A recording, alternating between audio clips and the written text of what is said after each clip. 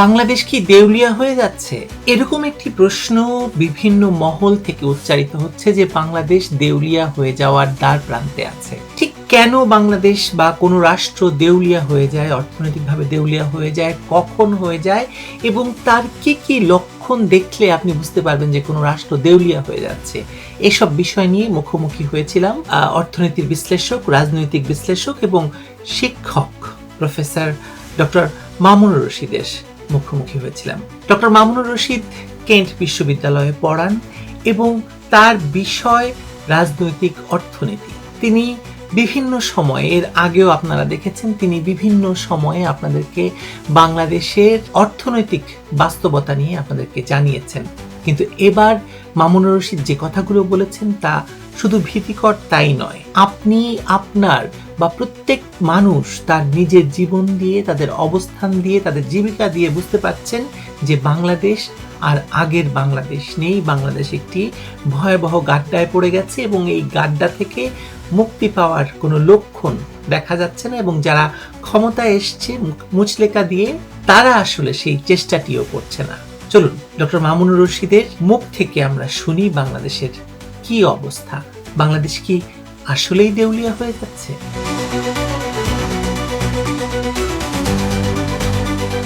ধন্যবাদ ডক্টর মামুনুর রশিদ যোগ দেওয়ার জন্য। কি হচ্ছে বাংলাদেশে বলেন তো? বাংলাদেশের এই যে একটা ইলেকশন হলো, গতকাল আমি সাক্ষাৎকার নিয়েছি জিএম কাদের, উনি বলেছেন ইলেকশন নয়, সিলেকশন হয়েছে এবং উনি স্পষ্ট ভাষায় বলেছেন যে 12% মানুষের ভোট পড়েছে, এর বেশি পড়ে নাই। ফলে 12%-এর ভোট, যে সরকার গঠিত হয় ভোটে, সেই সরকার আসলে খুব বেশি দিন টিকে থাকার কোনো কারণ নাই। বাংলাদেশে এটা হয় না। কিন্তু সবকিছু বাদ দিচ্ছি, অর্থনৈতিক পরিস্থিতিটা আপনি কেমন দেখছেন? আপা, আপনাকে ধন্যবাদ। আশা করি আপনি শুনতে পাচ্ছেন আমাকে। আমাকে ইনভাইট করার জন্য আপনাকে ধন্যবাদ জানাচ্ছি। আপনার দর্শকদেরকে শুভেচ্ছা জানাই। আমাদের মে দিবস চলে আসছে। আমরা যারা কাজ করে খাই সবার জন্য এটার একটা আলাদা গুরুত্ব আছে। কিন্তু বাংলাদেশে এখন শ্রমিকের যে অবস্থা দেখতে পাচ্ছেন সব দিক মিলিয়ে, তাতে একটা মোটামুটি ইন্ডিকেশন তো পাচ্ছেন যে দেশের অর্থনীতির অবস্থা খুব একটা ভালো না, যেহেতু শ্রমিকের অবস্থা ভালো না। তো ওটা দিয়েই শুরু করি। বাংলাদেশে মোটামুটি এখন পর্যন্ত কোটিখানেক মানুষ তো বেকার হয়েছে, ফর্মাল ইনফর্মাল মিলিয়ে। তো কিছুদিন আগেও বলা হয়েছিল যে শুধু মিডল ইস্ট ক্রাইসিসের কারণে অতিরিক্ত 12 লক্ষ মানুষ এফেক্টেড হবে আর কি। তো তার মধ্যে প্রায় 6 লক্ষ মানুষ হচ্ছে সরাসরি বিভিন্ন কাজের সাথে জড়িত। তো এর মধ্যে আবার 30 লক্ষ মানুষ জাতিসংঘের রিপোর্ট থেকে বলা হচ্ছে যে এটা বড় বড় অঙ্কের মানুষ খাদ্যের যেই নিরাপত্তাহীনতা তার মধ্যে পড়ে যাবে আর কি। তো সব মিলিয়ে একটা বড় ধরনের দারিদ্রতা আমাদেরকে চারদিক থেকে ঘিরে ধরছে, কিন্তু আমাদের মিডিয়াগুলো সেগুলো খুব একটা প্রকাশ করার দিকে তাদের খুব একটা মনোযোগ নেই। তারা ব্যস্ত আছে সরকারের হানিমুন পিরিয়ড নিয়ে আর কি। আপনার মনে হয় যে তাদের মানে মনোযোগ নেই, নাকি তারা আসলে পারছে না, চাইছে না, কারণ ভয় পাচ্ছে, কারণ তাদের তো অভিজ্ঞতা খারাপ? সংবাদপত্র পুড়িয়ে দেওয়ার মতো ঘটনা তো বাংলাদেশে বহুকাল ঘটেনি, তাই না? আমি আসলে সংবাদপত্রওয়ালাদেরকে দোষ দেওয়ার চাইতে এখন সরকারি বিষয়টা একটু আলোকপাত করা দরকার। সেটা হচ্ছে, আপনি 70-80 বিলিয়ন ডলারের একটা ইকোনমি চালানোর জন্য যে ক্যাপাসিটি দরকার হয় সেটা বিএনপির আছে, কিন্তু 470 বিলিয়ন ডলারের ইকোনমি চালানোর ক্যাপাসিটি বিএনপির নাই। সো এই জন্যই হয়তো অনেকে যারা ভালো অর্থনীতি বা ক্রিটিক্যাল ইকোনমিক্স নিয়ে যারা কাজ করেন তারা বিএনপিকে বলেছিল যে একটা জাতীয় সরকার করার জন্য। কারণ এই অবস্থায় আসলে যে অবস্থার দিকে যাচ্ছে, অবস্থায় টিপিক্যাল ইকোনমিক্স দিয়ে আপনি দেশ বাঁচাতে পারবেন না। আপনাকে একটু এগ্রেসিভ হইতে হবে, এমন কিছু সিদ্ধান্ত নিতে হবে যেগুলো খুব এগ্রেসিভ সিদ্ধান্ত আর কি। তো ওই দিকে আমার মনে হয় না সরকারের কোনো নজর আছে। বিশেষ করে যদি দেখেন আমাদের রেভিনিউ বা ট্যাক্স কালেকশন হচ্ছে জিডিপির অ্যারাউন্ড 6% থেকে 8.5%-এর মধ্যে। 6%, 6.5% হচ্ছে tax collection, tax to GDP ratio, আর রেভিনিউ কালেকশন হচ্ছে অ্যারাউন্ড 9%-এর একটু কম, 8.78%-এর মতো হবে। তো এটা হচ্ছে ভালো সময়ের কথা বলছি, 2023-এর কথা বলছি। তো এটা তো এখন অবস্থা খুবই খারাপ, জানেন যে প্রায় লাখ কোটি টাকার মতো আমাদের প্রায় রাজস্ব ঘাটতি আছে। 3 মাসে প্রায় প্রতি মাসে আমাদের যে 3 মাস বাকি আছে, এপ্রিল, মে, জুন, এই 3 মাসে সরকারকে প্রতি মাসে 70 থেকে 71 হাজার কোটি টাকা রেভিনিউ কালেকশন করতে হবে। তো এটা কি সম্ভব? ইম্পসিবল। এটা সম্ভবের চাইতে বড় কথা হচ্ছে, আপনি একটু খেয়াল করলেই বুঝতে পারবেন যে গত 2.5 মাসে তারেক রহমান সরকার যতবার লোনের কথা বলেছে, তার কিন্তু একবারও রাজস্ব আদায়ের কোনো কথাবার্তা বলে নাই। একটা কথা শুধু আসছে পত্রিকাগুলোতে, রিসেন্টলি আপনি খেয়াল করেছেন গত সপ্তাহে, সেটা হচ্ছে সংসদে একটা সিদ্ধান্ত হয়তো হচ্ছে যে ভিক্ষুক থেকে শুরু করে কোটিপতি সবাই ট্যাক্স দিতে হবে। এইটা আপনি মনে হয় নিউজে দেখেছেন আর কি। তো এটা তো এটা মানে মার্কেটিং টাইপের কথা, এটা বোঝাই যায় যে ভিক্ষুক সম্পদ থাকলেই যে আপনার ট্যাক্স দিতে হবে, এটা কিন্তু লিগ্যালিও কোনো বাইন্ডিংস নাই। তো এই ধরনের কথাবার্তা জাস্ট মার্কেটিং এর জন্য বলা। সরকারের পক্ষ থেকে রেভিনিউ কালেকশনের জন্য কোনো স্ট্র্যাটেজি নাই। সরকারের পক্ষ থেকে অল্টারনেটিভ রেভিনিউ সোর্সিং তৈরি করার কোনো স্ট্র্যাটেজি নাই। যদি রেভিনিউ কালেকশনের যে প্ল্যানটা ওনারা বলেছে আগামী বাজেটের জন্য, এটা শুধুমাত্র হাস্যকরই না, এটা এক ধরনের অপমানজনক কথাবার্তা। 25% ওনারা রেভিনিউ কালেকশন বাড়াবে তো দেশের এই অবস্থায়। তো সেক্ষেত্রে আপনি এটা হাস্যকর, এটা কোনোদিন এটা লজিক্যাল সেন্সে আসে না কোনোদিনও। কিন্তু এর মধ্যে তো সরকার বিরাট অঙ্কের লোন নিয়েছে, শুধু মানে 45 দিনে সরকারের লোন হয়েছে প্রায় 45,000 কোটি টাকা। হ্যাঁ, এখন উপায় তো নাই। আপনি তো দেউলিয়া হয়ে গেছে, সরকার তো দেউলিয়া হয়েছে সেই ইউনূসের শেষের 1 বছরেই দেউলিয়া হয়ে গেছে। এবং গত 9 মাসে 1 লাখ কোটি টাকার পুরোপুরি লোন নিয়েছে। তো 1 লাখ কোটি টাকা, সে অ্যারাউন্ড $9 বিলিয়ন আপনি গত ইয়ের মধ্যে লোন নিয়েছেন। গত 1 বছরে আপনি 9 মাসে আপনি লোন করেছেন। তো এখন উপায় তো নাই, কারণ আপনার রেভিনিউ সোর্স ভেঙে দিয়ে গেছে ইউনূস। রাজস্ব খাতকে ঢেলে সাজানোর নাম করে পুরো এনবিআর কে ধ্বংস করে দিয়ে গেছে। যা কিছু টাকা কালেকশন হতো সেটাকেও ধ্বংস করে দিয়ে গেছে। এখন বাংলাদেশ হয়ে গেছে এলিট গ্রুপের জন্য ট্যাক্স হ্যাভেন কান্ট্রি। এখানে আপনি মোটামুটি, এখন আপনি খেয়াল করেছেন কিনা জানি না, এটা আপনার দর্শকদের জন্য বলছি, গত 2-3 সপ্তাহ ধরে আপনি সমানে খেয়াল করবেন যে বাংলাদেশের ব্যাংকগুলো আবাসন খাতে লোনের জন্য দৃষ্টি আকর্ষণ করতেছে, মার্কেটিং করতেছে, অ্যাডভার্টাইজমেন্ট দিচ্ছে, দেখবেন সমানে সবগুলো ব্যাংক। কেন করতেছে? দেশের এই খারাপ অবস্থায় কে আবাসন খাতে ইনভেস্ট করবে, কে অ্যাপার্টমেন্ট কিনবে? হিউজ পরিমাণে ডিপোজিট জমা হয়েছে ব্যাংকগুলোতে। এই ডিপোজিট আসছে কোত্থেকে? আপনার কৃষকের কাছে সার নাই, বীজ নাই, আপনার হামের টিকা কেনার জন্য পয়সা নাই, সামান্য 100-150 কোটি টাকার পয়সা নাই আপনার হামের টিকা কেনার জন্য, আর আপনি চ্যালেঞ্জ দিয়ে বসতেছেন যে আপনি আরেকটা পদ্মা সেতু করবেন, আরেকটা আজকে দেখলাম নতুন প্ল্যান করছে মাতারবাড়ি থেকে পঞ্চগড় পর্যন্ত, তেতুলিয়া পর্যন্ত ইকোনমিক জোন করার। তো এটাও কি ওনারা কি ভুলে গেছে যে এটা অনেক পুরানো প্ল্যান? এটা তো অর্ধেক করে রেখে গেছেন শেখ হাসিনা অলরেডি। এটা অনেক পুরানো প্ল্যান। এটা তো যে রংপুর থেকে ঢাকা পর্যন্ত যে 6 লেনের যে হয়েছে সেটার অংশ এটা। So this has been already plan long time এগো। এগুলো আমরা অনেক আগে বলেছিলাম যে এনারা যদি কোনো ধ্বংসাত্মক কাজ না করে শুধু শেখ হাসিনার শেষের দিকের কাজগুলো ওনারা জাস্ট কন্টিনিউ করে, ওনারা 10 বছর মার্কেটিং করে যেতে পারবে। এত পরিমাণ কাজ শেখ হাসিনা 85-90% শেষ করে গেছে। কিন্তু এটাও তো তারা করতেছে না। তারা ফ্যামিলি কার্ডের জন্য খরচ রেখেছে 1,34,000 কোটি টাকা, যেটা বর্তমান বাজার মূল্যে প্রায় $11 বিলিয়ন। এবং বাংলাদেশের হিসাব করলে আরো 10-20% খরচ পরে বাড়াবে তারা। অথচ এই কার্ডটাই আপনি আপনাদের কুয়েটকে দেন $1 বিলিয়ন করে দিবে। এটা নাকি ধরুন কতটা সত্য আমি জানি, ডেইলি স্টারের রিপোর্ট আমি কোট করছি, সরকারের সঙ্গে আইএমএফ এর যে এখন দ্বন্দ্বটা চলছে, বিশেষ করে লোন ছাড় দেওয়ার ব্যাপারে, ঋণ ছাড় দেওয়ার ব্যাপারে, এবং তার কেন্দ্রে আছে এই ফ্যামিলি কার্ড বা এই কার্ড ইস্যু, কারণ সরকার বলছে, আইএমএফ বলছে যে পুরনো সরকারের যে ইয়ে ছিল, সিএসআর ছিল, অথবা যে সামাজিক খাতে যে প্রকল্পগুলো ছিল সেগুলোই চালাতে, নতুন কোনো প্রকল্প না নিতে। না, সেটা তো খারাপ কিছু না। আমি পুরনো সরকারের সবগুলো তো চালাইতে পারবে না। 24টা খাতে শেখ হাসিনা সামাজিক উন্নয়ন কার্যক্রম চালাইছেন, সেগুলোর তো প্রায় 80% বন্ধ করে দিয়ে গেছে ইউনুস।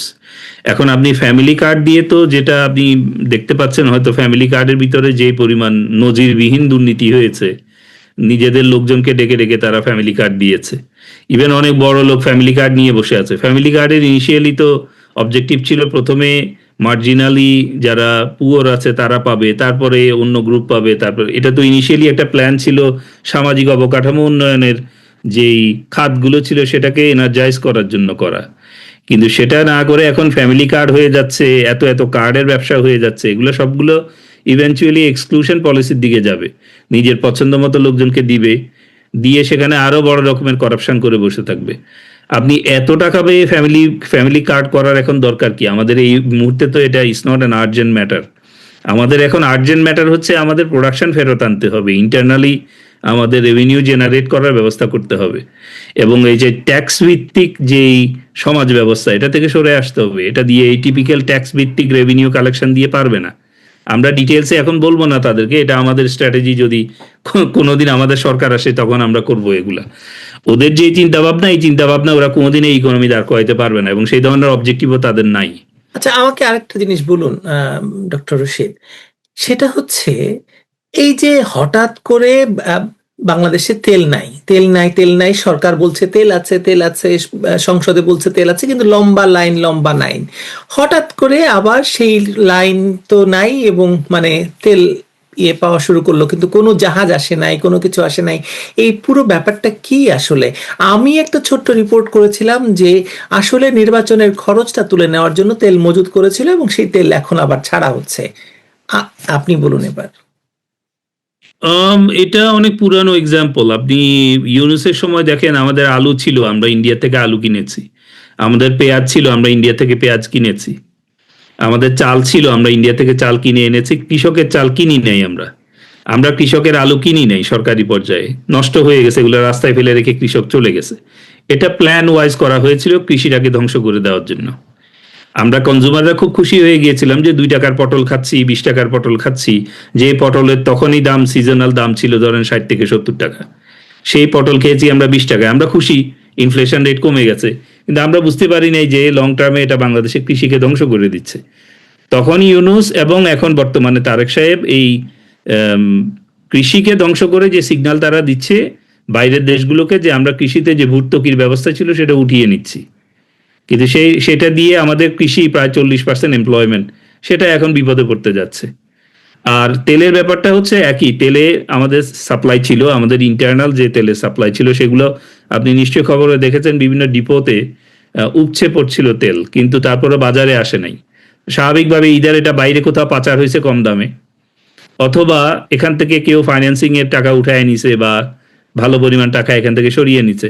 এখানে ওই ভর্তুকির ব্যাপারটাও থাকতে পারে। তেল তো আমরা কিছুটা হলেও সাবসিডাইজ করেছি এনার্জি বিভিন্ন সেক্টরে। তো সেইটার থেকে একটা মার্কেট ড্রিভেন ফোর্সকে সামনে আনার জন্য বেসিক্যালি দামটা বাড়ানো হয়েছে। কিন্তু এই দাম বাড়িয়ে যে আপনি পাচার ঠেকাইতে পারবেন, কোনোভাবেই না। পাচার যে হচ্ছে না তার কি নিশ্চয়তা আছে? কারণ মার্কেটে ওই ধরনের কোনো পাচার বন্ধের কোনো মনিটরিং নেই। আর আপনি ফ্যামিলি কার্ড করেছেন, ফার্মার্স কার্ড করেছেন, এগুলো না করে আপনার প্রথম দরকার ছিল একটা এনার্জি সাপ্লাইয়ের কার্ড করা, যেটা নেপালে করেছিল, আপনি শ্রীলঙ্কাতে দেখেছেন তারা করেছে খুব সুন্দরভাবে। তারা এনার্জি ম্যানেজ করেছে শর্টেজ থাকা সত্ত্বেও। আমাদের শর্টেজ ছিল না, কিন্তু সরকার এই ব্যাপারে কোনো চিন্তা করে নাই। যেখানে কার্ডের দরকার ছিল সেটা না করে উল্টা জায়গায় কার্ড করতে গেছে। তো যার কারণে আপনার অনেক বেশি কার্ড হয়ে যাচ্ছে। অনেকে বলছেন এখন যে মানে কার্ড নিয়ে একটা হাসাহাসি শুরু হয়ে গেছে মানুষের ভেতরে, এবং মানুষ বলছে যে আমাকে একটা মানে কার্ড রাখার জন্য একটা একটা বস্তাও দেন, যাতে বা ব্যাগও দেন যাতে আমি কার্ড রাখতে পারি। এই কার্ড ফান্ডাটা আসলে মানে কোথায় গিয়ে দাঁড়াবে? এগুলো সব ফালাই দিবে পরে, কিছুদিন পরে দেখবেন এগুলো একটার পর একটা আসতে থাকবে। এই কয়দিন পরে বলবে যে ফ্যামিলি কার্ড শেষ, এখন আমরা সিটিজেন কার্ড বানাবো। বুঝতে পারছেন? এরপরে কয়দিন পরে বলবে সব কার্ড ফেলে দিলাম, এখন সব একসাথ করে একটা ন্যাশনাল আইডি কার্ড বানাবো আবার। এটা এইভাবে চলতে থাকবে, কারণ এটার ভিতর মধ্যে পয়সা আছে। এটা দিয়ে তারা ওই 26% জেনজিকে ধরে রাখার চেষ্টা করতেছে। তো যারা তাদেরকে রাস্তায় নেমে মানুষ মেরে ক্ষমতায় এনেছে তাদেরকে ধরে রাখার চেষ্টা করা, এবং বাইরে যতবার তারা কার্ড করবে ততবার তারা বুঝাবে আমরা ফিনটেকে অনেক এগিয়ে গেছি, ইনোভেশন করতেছি আমরা। আর কার্ডগুলো তো সরকার এত বড় প্রজেক্ট, যেহেতু $11 বিলিয়ন প্রজেক্ট, এটা নিশ্চয়ই লোকাল কাউকে দিয়ে করাবে না, বিদেশি লোকজন আসবে এখানে করার জন্য। সার্ভার মেনটেনেন্স করা, ডাটা প্রাইভেসি, এগুলো বাইরের লোকজন এসে করবে। তো সেখানে বাইরের লোকজনের স্বার্থ নিশ্চয় আছে। আমি শুনেছি ইউকে কোম্পানিগুলো তারেক রহমান সাহেবের থ্রুতে ইনডিরেক্টলি অনেক লবিং করতেছে এই ব্যাপারগুলোর জন্য আর কি। ডাটা প্রাইভেসি থেকে শুরু করে এই জিনিসগুলো মেনটেন করবে, পয়সার বিনিময়ে ভালো ভালো প্রজেক্টগুলো তারা পাবে, পয়সা নিয়ে যাবে বাইরে। বাস এই হচ্ছে তাদের ধান্দা আর কি। আপনি তাহলে ধরুন এই যে ইরাক মানে ইরান যুদ্ধ এবং হরমুজ প্রণালীর এই ভয়াবহ অবস্থা, এখনো পর্যন্ত তেল পরিবহনের সুরাহাটা হয়নি, সব মিলিয়ে আপনি কি দেখছেন? আমাদের নিকট ভবিষ্যৎ কি দেখছেন, মানে তারপরের ভবিষ্যৎ কি দেখছেন? আমি মনে করি যে inflation rate is near about 10% এখন। সো ইন্টারেস্ট রেট আরো বাড়বে। সো ব্যাংকিং খাতে আরো একটা বড় ধরনের ঝামেলা হবে। ফান্ডিং খাতে তারা চেষ্টা করতেছে স্টক মার্কেটে অনেকগুলো কোম্পানিকে আনার জন্য। যেই লোকটাকে দায়িত্ব দেওয়া হয়েছে, এই লোকটা বাইরে কাজ করা লোক, তারেক রহমান সাহেব তাকে এনেছেন দায়িত্ব দেওয়ার জন্য আর কি। তো কিন্তু আমার একই সাথে ভয়ও হচ্ছে যে 2/3 ব্যাংক দেউলিয়া হয়ে যাওয়ার সুযোগ আছে, যথেষ্ট পরিমাণের সম্ভাবনা আছে। 2/3 ব্যাংক, 12টা ব্যাংক ভালো করতেছে, 10 থেকে 12টা ব্যাংক ভালো করতেছে, এবং এদেরকে ইন্টেনশনালি ভালো করানো হয়েছে। ব্যাংকার্স অ্যাসোসিয়েশন অফ বাংলাদেশের লোকজন ইন্টেনশনালি এদেরকে ভালো করাইছে। সরকারের সাথে এক ধরনের নেগোসিয়েশন হয়েছে এদেরকে, ইউনূস গভর্নমেন্টের সময় এবং তারেক রহমান সরকারের সময় এরাই বেশিরভাগ লোনগুলো দিয়েছে সরকারকে। যার কারণে এখন ব্যাংকগুলো দেখবেন যে 20-30% করে ক্যাশ ডিভিডেন্ড দিচ্ছে। এই টাকাটা আসছে বেসিক্যালি এই এক্সটার্নাল বন্ডে ইনভেস্ট করে, ব্যাংক সরকারকে লোন দিয়ে। এখন সরকার যদি কোনো কারণে দেউলিয়া হয়, এই পুরো ব্যাংকিং সেক্টর পুরোটা যাবে, তাতে ওনাদের কিছু আসবে যাবে বলে মনে হয় না। প্রোডাকশন নাই, প্রোডাকশনের অবস্থা খুবই খারাপ। সো প্রোডাকশনের সাথে জড়িত আপনি বারবার সরকারের দেউলিয়াত্বের কথা বলছেন। এটা আরো কয়েকটা জায়গা থেকে মানে আমাকেও বলা হচ্ছে যে বাংলাদেশ আসলে দেউলিয়াত্বের পথে, অর্থনৈতিকভাবে দেউলিয়াত্বের পথে। আমরা তো আসলে একটা মানে দেউলিয়াত্ব তো এমনি এমনি একদিনে বোঝা যায় না, এটা তো আসলে একটা প্রসেস বা একটা লক্ষণ দেখা যায়। আপনি লক্ষণগুলো কি দেখছেন? না, আপনি ইভেন লোনের দিকে তাকান, আমাদের যে পরিমাণ রিজার্ভ আছে তার এগেনস্টে আমার যে ইন্টারন্যাশনাল লোন আছে, দ্যাটস ভেরি হাই। আমাকে বছরে $5 বিলিয়ন করে লোন শোধ দিতে হবে, এবং শেখ হাসিনা যে লোন নিয়েছিলেন উনি সেটা কাজে লাগাইছেন, কিন্তু এরা যে লোনগুলো নিয়ে গেছে এটা কোনো কাজে লাগায় নাই। আপনি কি দেখেছেন যে নতুন করে $1.6 বিলিয়ন যে একটা এটাকে যেন কি লোন বলে, মানে সেটা নেওয়া হলো? জি, নতুন লোনের জন্য তারা নেওয়া হয় নাই, সেটা সরকার থেকে পাশ করানো হয়েছে। জি জি, সরকারের পক্ষ থেকে ক্লিয়ারেন্স দেওয়া হয়েছে যে এই লোনের জন্য তারা অ্যাপ্রোচ করেছে বিভিন্ন গোষ্ঠীকে, যেমন ধরেন এশিয়ান ডেভেলপমেন্ট ব্যাংক থেকে শুরু করে দাতা সংস্থা যারা আর কি, তাদেরকে। খুব উচ্চ সুদের লোন। এগুলো হচ্ছে মার্ক টু মার্ক বেসিসে। এখন বাংলাদেশ যেহেতু রিস্কি হয়ে গেছে, বাংলাদেশকে কেউ আর আগে কনসেশন রেটে লোন দিবে না। যেমন আগে ফিক্সড রেটে লোন দিত, খুব কম রেটে লোন দিত, সেটা এখন আর কেউ দিবে না, যেহেতু বাংলাদেশ এখন ফিনান্সিয়ালি রিস্কি। তো এই অবস্থায় যারা লোন দিচ্ছে তারা সবাই মার্কেটের সাথে অ্যাডজাস্ট করে দিচ্ছে, এই জন্য লোনের রেট হয়ে যাচ্ছে 4 থেকে 5 গুণ বেশি। কিন্তু সরকারের যেহেতু এখন আর কোনো উপায় নাই, IMF যেহেতু কোনো টাকা পয়সা দিচ্ছে না, সেহেতু সরকারের ওই দাতা সংস্থাগুলোর কাছে অ্যাপ্রোচ করা ছাড়া কোনো উপায় নেই। তো এতদিন পর্যন্ত শুধু IMF রেস্ট্রিকশন দিছে আপনাকে, এখন এরাও রেস্ট্রিকশন দিবে। তো এই দাতা সংস্থাগুলো যখন রেস্ট্রিকশন দেয়, এরা কোম্পানির মতো কাজ করে, এরাও আপনার বিভিন্ন সাইডে ধরে টান দিবে। কেউ IMF এর থ্রুতে একটা বড় দেশ আপনার এগ্রিকালচার খেয়ে দিয়েছে, আপনার বোয়িং বিমান কিনতে হচ্ছে এখন, আর ADB থেকে শুরু করে বাকিগুলো এবার অন্য কিছু চাইবে। কেউ বলবে আমাকে মাতার বাড়ি দিয়ে দাও, কেউ বলবে হিল ট্র্যাক্স দিয়ে দাও, কেউ বলবে সিলেটকে স্বাধীন করে দাও। সবার এক একটা ধান্দা থাকে। তো যেহেতু তুমি ফিনান্সিয়ালি কেপেবল না, তুমি এখন কিছুই প্রডিউস করতে পারবা না, তো তুমি আমাকে এমন কোনো কিছু দাও যেটাতে আমি তোমাকে I am satisfied with. So it's এবং a government মানে with tremendous blackmailing situation. Government নিজেই ব্ল্যাকমেইল হওয়ার জন্য আসছে। এখন আপনি এমন একজনকে প্রাইম মিনিস্টার হিসেবে নিয়ে আসছেন যে basically he was a criminal, he was A convicted criminal. আপনি যদি একজন ক্রিমিনালকে নিয়ে আসেন, সে তার তো ওই মরাল গ্রাউন্ডও নাই, তার ফিনান্সিয়াল গ্রাউন্ডও নাই, কিছুই নাই, আর কেয়ারও নাই তার। রাইট, সে সে আসছে, তাকে নিয়ে আসা হয়েছে। সে নিজেই বলেছে যে আমি বাংলাদেশে যেতে হলে অন্য অনেকের পারমিশন দরকার, আমার অন্য অনেকের উপর নির্ভর করছে। সো তাকে নিয়ে আসাই হয়েছে এই জন্য যে যা বলবো তা লিখে দিবে। কিন্তু এই যে এবং মুচলেকা দিয়ে ক্ষমতায় বসা এবং এর ফলে আপনি যে কথা, আপনার কথা থেকে ধরে বলছি, মুচলেকার ফলে যে বাংলাদেশের শুধুমাত্র অর্থনীতি তাই নয়, একটা রাজনৈতিক মানে অবস্থাও তো এখনো পর্যন্ত গত 2 মাসে যে মানে লক্ষণ আমরা দেখছি, খুব স্থিতিশীলতার দিকে যাচ্ছে বলে তো মনে হয় না। না, স্থিতিশীলতা গেলে তো সবগুলো ফেল করবে, প্ল্যান ফেল করবে। স্থিতিশীলতার দিকে যেন না যায় সেজন্যই তো জুলাই করানো হয়েছে। আমরা তো স্থিতিশীল দেশ ছিলাম, আমাদেরকে অস্থিতিশীল করার জন্যই তো জুলাই ঘটানো হয়েছে।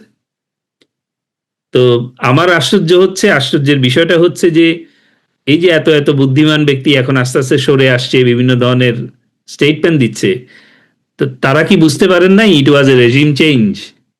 রেজিম চেঞ্জ করতে গেলে তো লাশ ফালানো লাগে, সব জায়গায় পড়েছে। তো এই সহজ জিনিসটা কি আমাদের বুদ্ধিমান সাংবাদিকরা বুঝতে পারে নাই? নাকি তারা এত পরিমাণ ডলার খেয়েছে বা তাদেরকে এত পরিমাণ দেওয়া হয়েছে যে তারা অন্ধ হয়েছিল? যাকে নিয়ে ইকোনমিক্সের দিকে আসি, সেটা হচ্ছে যে দেশের ফান্ডামেন্টাল যতগুলো ইন্ডিকেটর আছে কোনোটা পজিটিভের ধারে কাছেও নাই, ইকুইলিব্রিয়ামেও নাই। সো দারিদ্র্যের পরিমাণ বেড়ে যাচ্ছে, প্রায় 10 কোটি মানুষ, আমার হিসাবে 10 কোটি মানুষ দারিদ্র সীমার মধ্যে আছে বর্তমানে। তো এটা অন্যান্যদের হিসাব মতে 6-7 কোটি, 7 কোটির মতো হবে। ওয়ার্ল্ড ব্যাংক, ইউনাইটেড নেশনস এর হিসাব মতে এটা 7 কোটির কাছাকাছি, আমার হিসাব মতে এটা 10 কোটির কাছাকাছি। তো এটা যদি আর কোন রকমে যদি জিডিপি আর 10% মতো কমে, এটা আরো 2-3 কোটি বেড়ে যাবে। তো তখন দেখবেন আসল খেলা আর কি, মানুষ রাস্তায় রাস্তায় খাবার খুঁজছে সব জায়গায়। তো আপনি যে কথাটি বলছেন সেটা আসলে খাদ্য নিরাপত্তার সাথে সম্পর্কিত এবং এক বড় ধরনের দুর্ভিক্ষের কথাও বলছে। 74-এর কথা আমরা জানি যে 74-এ ঘটানো হয়েছিল এবং এটা একটা বৈশ্বিক শক্তি খুব স্পষ্টভাবে মানে প্রত্যক্ষভাবে জড়িত ছিল। আমরা দেখতে পাচ্ছি সেই বৈশ্বিক শক্তিটার সাথে একই শক্তি, সেই বৈশ্বিক শক্তিটার সাথে একটা চুক্তি হয়েছে। চুক্তি নিয়ে মানে এখন অনেকে অনেক কথা বলছেন, দেবপ্রিয় ভট্টাচার্যের মতো মানুষও বলছেন এই চুক্তি মানে ইরান সংকটের চাইতেও ভয়াবহ সংকট তৈরি করবে বাংলাদেশের জন্য। আমি সেটা বলছি না, আমি বলতে চাইছি যে এই মুহূর্তে বাংলাদেশে ওই দেশটির মানে মার্কিন যুক্তরাষ্ট্রের যে অ্যাম্বাসেডর আছেন, তিনি সব জায়গায় আছেন, তিনি প্রতিদিন কোনো না কোনো মন্ত্রীর সাথে দেখা করছেন, কোনো না কোনো পলিসি মেকারের সাথে দেখা করছেন, কোথাও না কোথাও তিনি আছেন এবং ভেরি ভিজিবল এবং বাংলাদেশের প্রত্যেকটি বিষয় নিয়ে কথা বলছেন। উনি কি ঠেকাতে পারবেন যদি একটা মানে দুর্ভিক্ষ হয়? এই চুক্তি কি আমাদের বাঁচাতে পারবে, নাকি চুক্তি আরো মানে করবে, ইগনাইট করবে? চুক্তি মোতাবেক আপনি আমেরিকার কাছ থেকে কিছু জিনিসপত্র কিনতে বাধ্য হবেন এবং বাধ্য থাকবেন, এবং আপনার কিছু সুযোগ সুবিধা বন্ধ করে দিতে হবে, যে সাবসিডি থেকে শুরু করে কিছু জিনিসপত্র বন্ধ করে দিতে হবে। মোটা দাগে আমেরিকার পণ্য, প্রায় 7,000 পণ্যের জন্য কোনো ধরনের কম্পিটিশন তৈরি করা যাবে না। ঠিক আছে? তো এর এর সোজা হিসাব হচ্ছে এই ধরনের বিভিন্ন নাম কাওয়াস্তে শর্ত তারা আফগানিস্তানেও দিয়েছে, তারা ইউক্রেনেও দিয়েছে, তারা মিডল ইস্টেও দিয়েছে, তারা এখন ভেনেজুয়েলাতে সেগুলো অ্যাপ্লাই করতেছে। এটাই নিয়ম। আপনি তো নিজের আজকের এই পজিশনটা আমরা নিজেরাই তৈরি করেছি জুলাই আগস্টের মাধ্যমে। তো নিজেরা যেহেতু তৈরি করেছি, we must be ready for it. তো আমাদের নিজস্ব যেই মার্কেট ছিল, মার্কেট কিছু, সেটা সামনে আর থাকবে না। আমরা এগ্রিমেন্টে সাইন করেই এসেছি, এবং ইউনূস সাহেব যে জামাতের লোকজনকে, বিএনপির লোকজনকে, মির্জা ফখরুলকে এবং শফিক সাহেবকে নিয়ে যে আমেরিকা গিয়েছিল, সেখানেই এগ্রিমেন্ট হয়ে গেছে, সেখানে ওনারা সাইন করে রেখে আসছে। তো এটা অনেক আগের ঘটনা, এটা আস্তে আস্তে নির্বাচনের আগে ফ্ল্যাশ করা হয়েছে যেন তখন মানুষের হাতে আর কোনো অপশন না থাকে, কারণ মানুষ তখন ডেসপারেটলি ইলেকশন খুঁজতেছিল এবং মানুষ তখন আহ, এত ডেসপারেট হয়ে গেছিল ইলেকশনের জন্য যে তারা আর ইউনুসকে টলারেট করতে পারতেছিল না। তো এটা এটা যারা সাইকোলজি নিয়ে কাজ করে তারা খুব ভালো করেই জানে যে এই সিচুয়েশনটা তৈরি করতে হয়তো ইচ্ছা করেই করেছে। ইউনুসকে এখনো ইউনুসই দেশ চালাচ্ছে, এটা হয়তো আপনি বুঝতে পারবেন, ইনডাইরেক্টলি সেই দেশ চালাচ্ছে, তার লোকজনই দেশ চালাচ্ছে। সো ইউনুসকে এই খারাপ অবস্থায় নিয়ে যাওয়া, তার ক্রেডিবিলিটি, সে একজন নোবেল লরিয়েট, তার ক্রেডিবিলিটির সাথে যায় না। এই সিচুয়েশনটা তৈরি করানোই হয়েছে এই জন্য যে এই এগ্রিমেন্টে যেন কোনো না করতে না পারে। ইভেন আমি এরকমও আপনাকে বলে রাখছি, হয়তো হতে পারে এই এগ্রিমেন্টটা হয়তো শেষ না, আমার কাছে মনে হচ্ছে ইটস এ বেইট। বেচা হইলে হইলো, বেচা না হইলে না হইলো। আমি আমেরিকাকে দোষ দিই না, কারণ তারা বিজনেসম্যান, তারা সুযোগ খুঁজেছে, সুযোগ পেয়েছে, আমরা সুযোগ করে দিয়েছি, সেটা আমাদের ব্যাপার। জিনিসটা এরকমও হতে পারে যে আপনাকে বলবে যে ঠিক আছে তোমার এই এগ্রিমেন্ট আমি ক্যান্সেল করলাম, আমাকে ওইখানে ঘাঁটি দিয়ে দাও আর এইখানে আইল্যান্ড দিয়ে দাও, এরকমও হতে পারে। তো এটা আরেকটা বেইট হতে পারে। আপনি কি সুন্দর মানে নতুন কথা বলেছেন যে এই যে মির্জা ফখরুল ইসলাম আলমগীর এবং শফিক সাহেবকে নিয়ে যাওয়া, জাতিসংঘে যখন নিয়ে গিয়েছিলেন এবং তখন আমেরিকান নীতি নির্ধারকদের সঙ্গে যেসব বৈঠক হয়েছে সবখানে তারা উপস্থিত ছিল এবং তখনই এই আলোচনাটা হয়েছে। আমি আরেকটু বিস্তারিত আপনার কাছ থেকে জানতে চাই, কারণ এটা নিয়ে আসলে কেউ কথা বলেনি। না, ওই সময় বেসিক্যালি সিগনেচার, ওই সময় মোস্ট প্রবলি একটা অ্যাসিউরেন্স চাওয়া হয়েছিল যে যদি পলিটিক্যাল কোনো পরিবর্তন হয় তাহলে এনডিএ এর যেন কোনো প্রভাব কোনোভাবে যেন এটাকে রাজনৈতিকভাবে আর কি, রাজনৈতিক সরকারের ক্যাবিনেটের মাধ্যমে বা কোনো ধরনের সিদ্ধান্তের মাধ্যমে যেন এটাকে ক্যান্সেল করা না হয়, এই ধরনের অ্যাসুরেন্স চাওয়া হয়েছিল। তো এই অ্যাসুরেন্স দেওয়া মানে হচ্ছে দেশটাকে বিক্রি করে দেওয়া, সেটা বিক্রি করেই ওনারা ক্ষমতায় এসেছেন। ওই অ্যাসুরেন্স দেওয়া পর্যন্ত তারেক সাহেব দেশে আসতে পারে নাই। ওই অ্যাসুরেন্স দেওয়ার পরে তারেক সাহেব দেশে এখনো তো সরি আমি আপনাকে থামালাম আমরা রশিদ, এখনো তো তারেক রহমান যে এই যে ধরুন উঙ্গা আসছে সেপ্টেম্বরে, উঙ্গায় যেতে পারবেন কিনা বা জাতিসংঘের সাধারণ পরিষদের অধিবেশনে যোগ দিতে পারবেন কিনা সেটা নিয়ে অনেকে সন্দেহ প্রকাশ করছেন। না, এখন হয়তো খুলে দিবে, খুলে না দিলেও অল্টারনেটিভ, ওনার ওয়াইফকে তো ওনারা আমেরিকাতে নিয়েছে, সেখানে কথাবার্তা বলে আসছে, নিশ্চয়ই কোনো একটা জিনিস হচ্ছে ভিতরে ভিতরে, বা হোক বা না হোক তাতে বাংলাদেশের ফেইটের কোনো পরিবর্তন হবে না। Bangladesh already sealed it's fate, এই তারা এই সিল যা করার করে দিয়েছে। ইভেন যত দিন যাচ্ছে, এটা মানে আমরা যারা ডাটা নিয়ে কাজ করি তাদের হিসাবে বলছি আর কি, যত দিন যাচ্ছে বাংলাদেশের হাত থেকে কিন্তু আস্তে আস্তে বিভিন্ন ধরনের লোকেশন ছুটে যাবে। এই বাংলাদেশকে দেখবেন যে আস্তে একের পর এক বিভিন্ন সমস্যায় ফেলবে তারা। আজকে কেউ সিলেট নিয়ে টান দিবে, কালকে দেখবেন রামু নিয়ে টান দিবে, পরশুদিন দেখবেন মাতারবাড়ি নিয়ে টান দিবে। এই জাস্ট বিভিন্ন ধরনের প্রেসারে রাখবে, রেখে বিভিন্ন জিনিস আদায় করে নিবে। তো যেহেতু একবার বিপদে পড়েছেন, সো সেহেতু এখন আপনাকে ইদার জনগণকে সামনে নিয়ে আগায় আসতে হবে, অথবা আপনি আইসোলেটেড থাকলে, যেহেতু আইসোলেটেড রাখা হচ্ছে, আওয়ামী লীগকে আইসোলেট করা হয়েছে, আওয়ামী লীগকে আইসোলেট করা মানেই হচ্ছে যে কোনো একটা শক্তি এদেরকে রাখতে চাচ্ছে ফর বেনিফিটস। তার মানে আপনি বলতে চাইছেন যে আওয়ামী লীগকে যে নিষিদ্ধ রাখা বা দূরে রাখা, আইসোলেটেড রাখার পথে মানে বিদেশি শক্তিগুলো এখনো সক্রিয়। ডেফিনেটলি এটা ইকোনমিক বেনিফিট অনেক বেশি, কারণ আওয়ামী লীগ হচ্ছে ন্যাশনালিস্ট গভর্নমেন্ট, ওরা উগ্রপন্থী ন্যাশনালিস্ট বলা যেতে পারে, এক্সট্রিমলি ন্যাশনালিস্ট। তো ওরা তো এত সহজে দেশ বিক্রি করে দিবে না। হয়তো এই অবস্থা যেটা, এই অবস্থায় হয়তো আওয়ামী লীগের পক্ষেও পুরোপুরি সভারেন্টি রাখা সম্ভব হবে না, হয়তো কোথাও স্যাক্রিফাইস করতে হবে, নাইলে স্যাংশন দিবে, এই করবে, দেশের অবস্থা আরো খারাপ হয়ে যাবে। তো কিন্তু এটা মোটা দাগে এইভাবে সাইন করে দিয়ে আসে, এটা তো আওয়ামী লীগ করবে না, সেটা জেনে শুনেই তারা জুলাই করেছে, রাইট? অর্থনীতি এবং রাজনীতি খুব সম্পর্কিত। অর্থনীতি এরকম দুরবস্থার ভিতর দিয়ে চলতে থাকলে একটা রাজনৈতিক পরিবর্তন আসতে বাধ্য বা আসেও। আপনি কোনো মানে নিকট ভবিষ্যতে কোন রকমের রাজনৈতিক ঘাত প্রতিঘাত দেখছেন?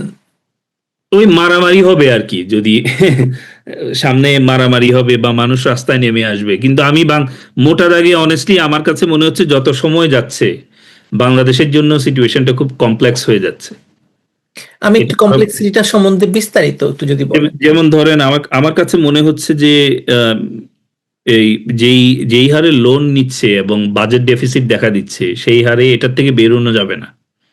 You you you will need another 25 year cycle এখান থেকে বের হইতে, এবং এই সময়টা এনাফ ফর ফরেন পাওয়ার অনেক কিছু ইমব্যালেন্স করে দেওয়ার জন্য, এটা এই সময়টা এনাফ। কিন্তু মামুনুর রশিদ, এত বড় একটি মানে জনসংখ্যা ভারে নুব্জ রাষ্ট্র, জি দারিদ্র্য যেখানে প্রবল, যেখানে মানে আভ্যন্তরীণ সম্পদের কোনো প্রোডাক্টিভিটি কিছু নেই, জি জি। তো এত এই নেশনটাকে এরকম আনরেস্ট করে আসলে কোন পক্ষের লাভ হলো, কি লাভ হলো? আপনি এই এই ভূরাজনৈতিক এই ব্যাখ্যাটা আমি আসলে অনেক দিন ধরে খোঁজার চেষ্টা করছি। আমি রাজনীতিবিদ না, তবে ইকোনমিক আনসার্টেনটি যদি দেখেন, আপনি যদি চান যে কোনো জায়গায় ফিনান্সিয়াল আনসার্টেনটি তৈরি করতে চান বা ইকোনমিক আনসার্টেনটি তৈরি করতে চান, তার জন্য যা যা বৈশিষ্ট্য দরকার বাংলাদেশে সবগুলো আছে। নাম্বার ওয়ান হচ্ছে হিউজ পলিটিক্স, মানে ডিভিসিভ পলিটিক্স যেটাকে বলি। সেকেন্ড হচ্ছে আমাদের পপুলেশন অনেক বেশি, ডেন্সিটি অনেক বেশি যেটাকে বলে। রিসোর্সেসের প্রপার ইউটিলাইজেশন নাই, রিসোর্স কি আছে সেটাও জানি না আমরা প্রপারলি। তারপরে স্ট্যাবিলিটি যে কয়দিন ছিল সেটাকে প্রোপাগান্ডা দিয়ে পুরো ধ্বংস করে দেয়া হয়েছে। তো এই একটা দেশকে আনসার্টেন করার জন্য যা যা দরকার সব ক্যারেক্টার বাংলাদেশে বিদ্যমান আছে, এবং এটা জেনে শুনেই তারা বাংলাদেশের দিকে হাত বাড়িয়েছে। মানে এইটার পেছনের কারণটা কি? মানে ধরুন কেন এই আনসার্টেনিটি করলো, কেন? এখানে নিশ্চয়ই তাদের এশিয়াকে ঘিরে অনেক বড় ইকোনমিক প্ল্যান আছে ডেফিনেটলি, নাইলে তারা বাংলাদেশকে এভাবে আনসার্টেন করবে কেন? মিয়ানমারকে পারতেছে না, যেহেতু China is very close to it, এবং রিসেন্টলি চায়না কিছু অ্যাকশন নিয়ে মিয়ানমারে কিছু পরিবর্তন করেছে সরকারি ওই নির্বাচনের ব্যাপারে। তো সেটা বাংলাদেশে হয়তো খুব ইজিলি তারা কন্ট্রোলে নিতে পেরেছে। বাংলাদেশের মানুষকে বেকুব বানানো খুব সহজ। বেকুব তো আমরা এই প্রথম হয়নি, আমরা এর আগেও বেকুব ছিলাম অনেকবার। তো স্বাভাবিকভাবে এটা অনেক আগের প্ল্যান। 71-এও যে শক্তিটা আমাদের বিপক্ষে ছিল, জুলাই আগস্টে ওই একই শক্তি আমাদের বিপক্ষে ছিল, একই পক্ষগুলাই। কিন্তু ধরুন ভারতের মতো একটি বিরাট অর্থনীতি, পরাশক্তি, তার পেটের ভেতরে এরকম একটা অস্থিরতা, আপনি যদি ম্যাপটা দেখেন একদম আমরা ভারতের পেটের ভেতরে বসে আছি। এই এই এই অস্থিরতা ভারত কি এফোর্ড করতে পারবে? অস্থিরতার ডিরেকশন যদি চেঞ্জ হয়ে যায় তাহলে তো ভারতের জন্য পজিটিভ। যেমন এখন যদি আপনি বাতাসের গতিটা আপনার দিকে আসছে সেটাকে কোনোভাবে চেঞ্জ করে মিয়ানমারের দিকে যদি দিয়ে দিতে পারেন তাহলে তো ভালোই। এই জন্যই তো চিন্তা ভাবনা করে রোহিঙ্গা ঢুকানো হয়েছে দেশে। এবং রোহিঙ্গাদেরকে নাগরিকত্ব দেওয়া হচ্ছে। নাগরিকত্ব দেয়া হচ্ছে তাদেরকে। আপনি এখন কয়দিন পরে বলবেন নাগরিক যেহেতু হয়েছে আমাকে এই জায়গাটা দিয়ে দেন। ওদেরকে আর্মস দেয়া হয়েছে, ট্রেনিং দেয়া হয়েছে। তার মানে আপনি কি ভূখণ্ড হারানোর কথা বলছেন? বাংলাদেশ কি সিগনিফিকেন্ট অ্যামাউন্ট অফ ভূখণ্ড হারানোর রিস্কে আছে? মে মাসে 2025-এই তো আমাদের পররাষ্ট্র সচিব ছিলেন, পররাষ্ট্র উপদেষ্টা ছিলেন তৌহিদ সাহেব। উনি তো তখনই বলেছে যে আমরা হিল ট্র্যাক্সের উপরে নিয়ন্ত্রণ হারিয়ে ফেলেছি। তো ওই তারপরে তো আর কেউ বলে নাই যে হিল ট্র্যাক্সের উপর আমাদের নিয়ন্ত্রণ আছে। তো ওটা যে আপনাদের দেশ তাও আপনি কিভাবে জানেন? বাংলাদেশ নামে যে এখন দুনিয়াতে কোনো দেশ আছে তাও আপনি জানেন কিভাবে? মানে পরিস্থিতি তো সঙ্গীন হচ্ছে মানে হ্যাঁ, যেভাবে আমাদের বাহিনীরা এখন ইয়েতে মিরসরাই থেকে যাচ্ছেন যে ওনারা মিলিটারি জোন করবেন, ইন্ডাস্ট্রিয়াল জোন করবেন। এগুলো তো করা হয় ওইসব দেশে যেখানে অস্ত্র বানানো হয়, অস্ত্র বিক্রি করা হয়। আমাদের তো এই ধরনের কোনো প্র্যাকটিস ছিল না। রোগ স্টেট করে সাধারণত। রোগ স্টেট, সো ওই ধরনের একটা স্টেটে হতে যাচ্ছে। আমাদের এখন কোনো নিশ্চয়তা নাই যে আমাদের আসলে মানে সভারেন্টি আছে কিনা। এই ধরনের কোনো নিশ্চয়তা কেউ দিতে পারবে না, এবং নিশ্চয়তা যেন না দিতে পারে সেজন্যই এই সিচুয়েশন গুলো তৈরি করা হয়েছে একের পর এক। আমি শেষ করব প্রায়। ডক্টর মামুনুর রশিদ, আপনি রাজনীতির মানুষ নন, তবুও বাংলাদেশে একটা জঙ্গি অর্থনীতিও আছে। বাংলাদেশে একটা মানে বিরাট বড় একটা জঙ্গি অর্থনীতি আছে। হঠাৎ করে আবার এই জঙ্গিবাদ নিয়ে নাড়াচাড়া শুরু হয়েছে। সরকার কখনো বলছে আছে, সরকারের কেউ বলছে নাই, স্বরাষ্ট্রমন্ত্রী বলছেন নাই, আবার মানে উপদেষ্টা বলছেন আছে। কেন হঠাৎ করে? এবং বিমান বাহিনী, সেনাবাহিনী, পুলিশ সবাইকে জড়িয়ে জঙ্গিবাদ নিয়ে একটা বিরাট রেড অ্যালার্ট জারি হলো ইয়েতে, বিমানবন্দরে। আসলে কি এই জঙ্গি অর্থনীতি কি আবার মাথাচাড়া দিয়ে উঠছে? জঙ্গি অর্থনীতি তো আমাদের সেই 80 সাল থেকে এটাকে আমরা ফর্মালি অ্যাকসেপ্টেন্স দিয়েছি। আমরা ইসলামী ব্যাংক খুলে দিয়েছি জামাতিদের কাছে। তারপরে আশ্চর্য হয়ে যাবেন যে আমাদের ডলার আসছে, হ্যাঁ। প্রতি বছর আমাদের লোকাল জাকাত সাদকার কালেকশন হচ্ছে প্রায় 5 থেকে 7 বিলিয়ন ডলার। কেউ ইমাজিন করতে পারবে? আপনি চিন্তা করতে পারবেন? 5 থেকে 7 বিলিয়ন ডলার আমাদের লোকাল জাকাত এবং সাদকার কালেকশন। এবং সেগুলো কোথায় যাচ্ছে? এবং এই টাকা মোটামুটি 80% যাচ্ছে বিভিন্ন ইসলামিক গ্রুপের কাছে, এবং তারা ইসলামের তোয়াক্কা না করে এটা দিয়ে নিজেদের লোকজনের পুনর্বাসন করছে। আমি দর্শকদেরকে বলবো আসুন্না ফাউন্ডেশন সম্বন্ধে খোঁজখবর নিতে, তাইলে বুঝতে পারবে যে তারা কাদেরকে ট্রেনিং দিচ্ছে, কি ট্রেনিং দিচ্ছে, কোথায় বোমা বানানোর ট্রেনিং হচ্ছে, কোথায় ইলেকট্রনিক্স মোবাইল সারানোর ট্রেনিং হচ্ছে, কোথায় সিম কার্ড যে ক্লোন করার। ইলেকট্রনিক্স ফিক্সিং এর ট্রেনিং হচ্ছে। এগুলো সব হচ্ছে তারা আপনার টাকা দিয়ে করছে, আপনার জাকাতের টাকা দিয়ে করাচ্ছে, এবং আপনি খুশি হচ্ছেন যে আমি বেহেশত পাওয়ার জন্য করেছি। তো ওরাও বেহেশত পাওয়ার জন্যই করতেছে, আপনার ঘর বাড়ি উড়াই দেওয়ার জন্য। আর জঙ্গি নিয়ে রিসেন্টলি যেটা হয়েছে, আমার মনে হয় না যে এটার কোনো গ্রাউন্ড আছে। এটা অন্যান্য জিনিস থেকে সরানোর জন্য, কারণ বোয়িং কেনার মনে এগ্রিমেন্ট হবে কালকে। আম, তো সেটা এটাও একটা রিজন হতে পারে মানুষের দৃষ্টি সরিয়ে রাখা। হামে মারা গেছে প্রায় 350-র মতো। তো আবার বন্যা আসতেছে, এখন বন্যায় প্রচুর ক্ষতি হয়েছে, কোনো নিউজ পেপারে কাভারেজ নাই। আপনি শুধু চট্টগ্রামেরটা দেখানো হয়েছে, কিন্তু হাওড় অঞ্চলে কিন্তু ভেসে গেছে পুরা, আমাদের ধান ধান ভেসে গেছে। তো 40% এমপ্লয়মেন্ট হচ্ছে কৃষিতে। তা আপনি দুর্ভিক্ষ কিভাবে ঠেকায় রাখবেন বলেন? এটা কি সত্য যে ধরুন এই এই বোয়িং কেনার বিপরীতে জাতিসংঘের সাধারণ পরিষদের প্রেসিডেন্সি পাওয়ার জন্য বা সভাপতির পদ পাওয়ার জন্য মানে লেনদেন হয়েছে? এটা কি সত্য? হতে পারে, আমি আমি এ ব্যাপারে শিওর না। নিশ্চয়ই বেনিফিটের ব্যাপার তো আছে, নাইলে এত বড় ডিল কেন করব? আমি জানি যেখানে ম্যানচেস্টার সহ অন্যান্য জায়গায় আমার ফ্লাইট বন্ধ করে দিয়েছিলাম এক সময়। আমার এখন রিসেন্টলি আপনি দেখেছেন গত সপ্তাহের খবর যে আমাদের যেই প্রবাসী শ্রমিকের যেই সংখ্যা সেটা কমে গেছে সিগনিফিকেন্টলি, এবং মালয়েশিয়া একটা বড় প্রজেক্টে আমাদের অনেক লোক নেওয়ার কথা ছিল, সেটাও বন্ধ করে দিয়েছে। তো সেই হিসাবে আমাদের তো বাইরে প্রবাসী যাওয়ার পরিমাণ কমে যাওয়ার কথা, সেখানে আমি কেন এত প্লেন কিনছি? নিশ্চয়ই এখানে অনেক বড় ডিলের ব্যাপার সেবা থাকতে পারে, কিন্তু তার চাইতে বড় কথা হচ্ছে আপনার এটা তো ইন্ডিকেট করে যে আপনার ইলেকশন ফেয়ার ছিল না। ফেয়ার থাকলে তো আপনি একজন উপদেষ্টাকে, ইন্টারিম গভর্নমেন্টের উপদেষ্টাকে আপনি আপনার ফরেন মিনিস্টার বানাইতে পারেন না। So it indicates directly, election নিয়ে অন্য আর কোনো কথা বলার দরকার নেই, ইট ইন্ডিকেটস ডাইরেক্টলি যে ইলেকশন ফেয়ার হয়নি।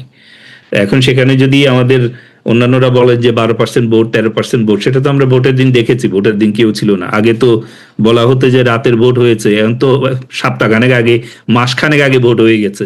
আমরা দেখেছি কিভাবে ডিজিটাল ব্যালটগুলোকে, ওই যে পোস্টাল ব্যালটগুলোকে চুরি করা হয়েছে। বিদেশে যে ব্যালটগুলো, আমরা তো ব্যালট পাইও নাই, আমরা যারা বিদেশি আছে আমরা তো ব্যালটও পাইনি। তো এই যে ডাকাতিটা করা হয়েছে, ডাকাতি করেও তো কিছু করতে পারে নাই, মাত্র 12-13% ভোট বলতেছেন হয়েছে। তো এই ধরনের একটা অবস্থায় তো মোরালি একটা সরকার উইক থাকে। So this is the right time, যে একটা দেশকে দখল করার রাইট টাইম হচ্ছে এটা। এবং এরা কেয়ার করে না কত মানুষ মারা গেল বা কি, মোটেও কেয়ার করে না। আপনি অন্যান্য দেশের এক্সাম্পল দেখেন, কত মানুষ মারা গেছে তার হিসাবও নাই, একটা রেঞ্জ দিয়ে দেয়, বুঝছেন? আপনি মানে হামের কথা বললেন, হামের টিকার জন্য মানে জন্য তো এই ডক্টর ইউনূসকে সরাসরি দায়ী করে বা তার প্রশাসনকে সরাসরি দায়ী করে এটা বিচারের আওতায় আনা সম্ভব, কিন্তু এই সরকার তো সেটা করবে না। এই সরকার নিজেরাই বা হামের টিকার জন্য কি করতেছে? অলরেডি 2.5 মাস হয়ে গেছে তাদের। তারা এত বড় বড় কথা বলতেছে, রূপপুর করেছে তারা, জিয়ার স্বপ্ন ছিল। মানে একটা মিথ্যা কথা বলা তো লিমিট থাকা উচিত, এটা বাটপারি একটা লিমিট থাকা উচিত।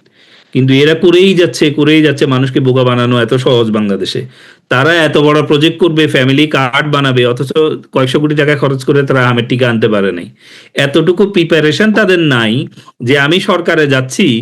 তারা তো জানতো ইউনূস গভর্নমেন্ট সব মেস আপ করেছে, তা আমি সরকারে যাচ্ছি, আমার কি কি প্রিপারেশন থাকা উচিত? তাদের কি এই ধরনের কোনো এনালিসিস ছিল না?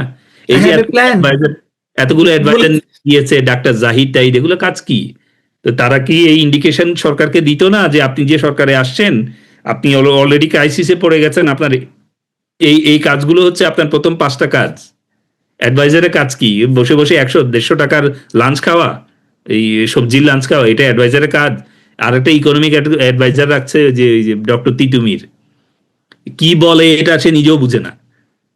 কনজামশন বেসড ইকোনমি থেকে সেই ইনভেস্টমেন্ট বেসড ইকোনমিতে, এই ইকোনমিতে ইনভেস্ট করবে কে?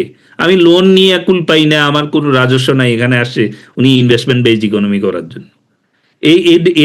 এরা হচ্ছে ওই ইকোনমিক্স বই পড়ে আসছে, প্র্যাকটিক্যাল কোনো অভিজ্ঞতা নাই কোথাও যে কোন সিচুয়েশনে কোন মডেলটা কাজে লাগানো দরকার। ডাটার সাথে কোনো কানেকশন নাই, প্র্যাকটিক্যালিটির সাথে এদের কোনো কানেকশন নাই। এরা হচ্ছে জাস্ট মার্কেটিং করার জন্য আসছে, এক একদিন এক এক কথাবার্তা বলবে। একদিন বলছে ইকোনমি ঠিক চলতেছে, তারপর দিন বলছে দুর্ভিক্ষের জন্য রেডি হন। এই ধরনের কথাবার্তা আনসার্টেনটি তৈরি করে জাস্ট একটা, এটাকে বলে মানে প্রেশার ডিফিউজ করা, বুঝছেন? নিজেদের কাছ থেকে প্রেশারটাকে তারা ডিফিউজ করতেছে, তারা জানে এই অবস্থা থেকে উঠতে পারবে না তারা। সর্বশেষ প্রশ্ন, আপনি কবে নাগাদ দেখছেন যে আমরা একেবারে দেউলিয়াতের শেষ ইয়েতে পৌঁছে যাব? আমাদের দেউলিয়া হয়ে গেছি আমরা, আমি আপনাকে আবারও বলছি, এটা 6-7 মাস আগের কথা।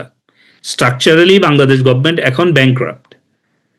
আপনার যে ব্যাংক্রাফটের হিসাব কি? হিসাব হচ্ছে আপনি পেমেন্ট দিতে পারতেছেন কিনা, আপনার রেভিনিউ কালেকশন ক্যাশ ফ্লো আসতেছে কিনা, আপনাকে লোকজন লোন দিচ্ছে কিনা। ঠিক আছে, আপনি একজন ব্যক্তিকে দিয়ে চিন্তা করেন, একজন ব্যক্তিকে যখন কেউ লোন দিতে চায় না, মানে হচ্ছে there is a high chance যে ও ডিফল্ট করবে। সো কেন আপনাকে আইএমএফ লাস্ট ট্রান্সের টাকাটা দিল না? বিকজ আইএমএফ বুঝতেছে যে আমি আগে যা দিছি সেটাই ফেরত পাবো না। এখন যারা আপনাকে লোন দিচ্ছে তারা কেন 6 থেকে 7 গুণ বেশি হারে লোন দিচ্ছে? কারণ তারা মনে করতেছে অ্যাটলিস্ট লোনের টাকা গেলেও যেন আমি অন্য কোথাও যেন কিছু ভাগে পাই।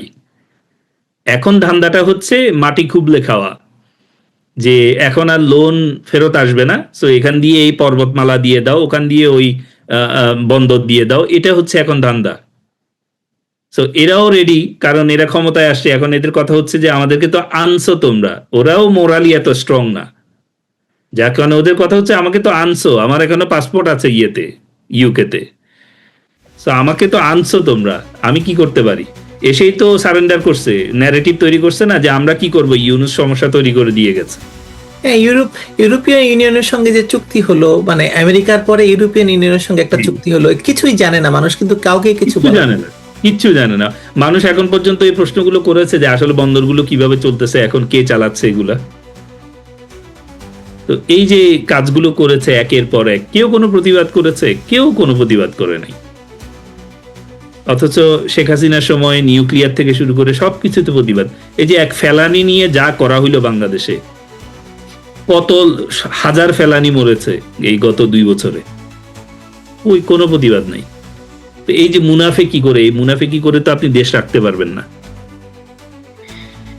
হ্যাঁ, ধন্যবাদ আপনাকে মামুনুর রশিদ মানে আলোচনার জন্য। আমরা নিশ্চয়ই আবারও যুক্ত হব, কারণ পরিস্থিতিতে আসলে ভালো হওয়ার লক্ষণ দেখছি না। নিশ্চয়ই আপনি বলছেন আপনার কাছেও নিশ্চয়ই প্ল্যান আছে, সেই প্ল্যানও কোনো একদিন আমি শুনতে চাই। হ্যাঁ, আমাদের কাছে প্ল্যান আছে, কিন্তু আমরা এটা শেয়ার করে ওনাদেরও উপকার হবে না, বিকজ এটার জন্য যে পরিমাণ যেই ধরনের লিডারশিপ দরকার সেটা ওনাদের কাছে নাই। ওই ধরনের লিডারশিপ দরকার, এই প্ল্যানকে এগ্রেসিভলি ইমপ্লিমেন্ট করার জন্য ওই ধরনের লিডারশিপ দরকার। ভালো থাকবেন আপনি, ধন্যবাদ আপনাকে।